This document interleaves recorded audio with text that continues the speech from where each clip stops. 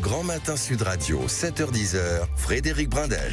Oui, c'est le 8h10, pile précis. Vous avez votre rendez-vous avec Arlette Chabot. Soyez libre. Bonjour Arlette. Bonjour à vous tous. François Bayrou se rendra à Mayotte dimanche et lundi avec 5 membres du gouvernement, dont Elisabeth Borne, Manuel Valls et les ministres de la Santé et du Logement. Il faut que la solidarité se traduise dans la réalité. Selon le Premier ministre, les habitants de Mayotte attendent François Bayrou avec impatience. Ils l'ont beaucoup attendu.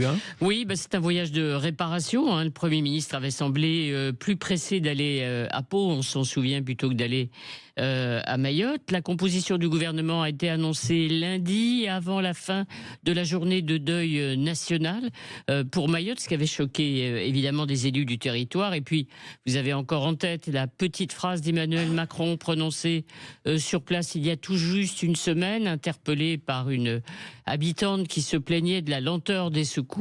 Il avait répondu: si ce n'était pas la France, vous seriez 10 000 fois plus dans la merde. Alors, il n'a pas tort de dire qu'on vit mieux à Mayotte qu'aux Comores, mais un président en colère face à des Français en détresse, ça n'est jamais très bon. Alors, c'est un voyage donc de réparation, aussi de préparation de la fameuse loi spéciale pour Mayotte, qui devait être discutée dès le 3 janvier, c'est-à-dire le premier Conseil des ministres du nouveau gouvernement de François Bayrou. Et puis, il y a du symbole, effectivement, dans ce voyage. Vous l'avez dit, la présence de 2 anciens premiers ministres, Elisabeth Borne, qui est aujourd'hui en charge de l'éducation. Il faut assurer une rentrée scolaire qui paraît impossible quand toutes les écoles sont détruites. Et puis, Elisabeth Borne, elle connaît bien Mayotte. Elle y était il y a juste un an pour essayer de trouver une solution au problème d'alimentation en eau. Vous voyez que c'était déjà difficile, évidemment, sur place. Et puis, Manuel Valls, ancien Premier ministre, ministre d'État en charge des territoires d'outre-mer. Eh bien, ça, on n'avait pas vu un ministre d'État avec ce titre en charge des outre-mer depuis 1971. Pierre Messmer, c'est symbolique, c'était à l'époque où les gaullistes, après le général de Gaulle, Georges Pompidou, attachaient beaucoup d'importance à ces territoires d'outre-mer. Oui, Manuel Valls, une incarnation finalement pour François Bayrou, pour qui les outre-mer sont, c'est clair, une priorité du gouvernement. Oui, il serait temps, parce qu'au fond, l'année 2024 a été extrêmement difficile pour tous les territoires et départements d'outre-mer.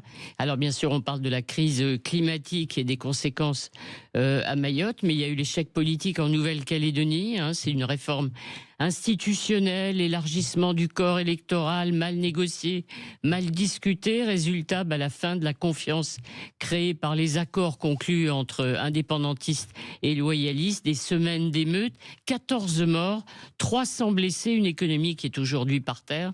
Il ne faut pas oublier non plus ce qui est arrivé en Martinique, avec la Guadeloupe pas très loin non plus, de nouvelles contestations très fortes, et là aussi des violences pour protester contre la vie chère. Ce n'est pas nouveau. Alors aujourd'hui, Manuel Valls dit qu'il faut redéfinir le lien entre les Outre-mer et la métropole. Il a raison. Il ne suffit pas de dire à Paris qu'on est fier de ces Outre-mer. Il faut montrer de temps en temps qu'on s'en occupe vraiment. Oui, très important évidemment.